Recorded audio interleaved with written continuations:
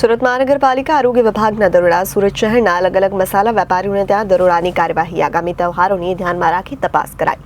અલગ અલગ વેપારીઓના ત્યાંથી ફરાળના નમૂના લેવામાં આવ્યા. સુરત મહાનગરપાલિકા આરોગ્ય વિભાગના દરોડા શહેરના અલગ અલગ મસાલાના વેપારીઓને ત્યાં દરોડાની કાર્યવાહી સામે આવી. આગામી તહેવારોને ધ્યાનમાં રાખી તપાસ શરૂ કરાઈ.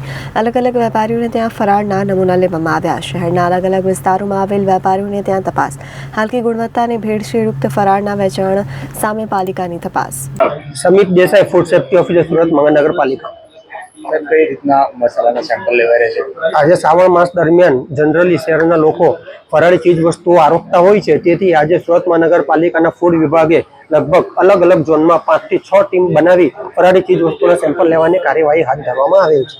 કઈ રીતની કાર્યવાહી થશે અને ક્યારે આ સેમ્પલના નમૂના બાકી? આ સેમ્પલ લીધા પછી સુરત મહાનગરપાલિકાની પબ્લિક હેલ્થ લેબોરેટરી ખાતે આ સેમ્પલ મોકલવામાં આવશે અને એનો રિપોર્ટ જનરલી 14 દિવસમાં આવતો હોય છે, પણ અમે બને એટલો જલ્દી રિપોર્ટ મેળવવાની કોશિશ કરીશું, જેથી જેના રિપોર્ટ ધારાધોરણ મુજબના નહીં હોય તેની ઉપર આગળની કાર્યવાહી જલ્દી થઈ શકે. Bureau report Janadesh news, Surat.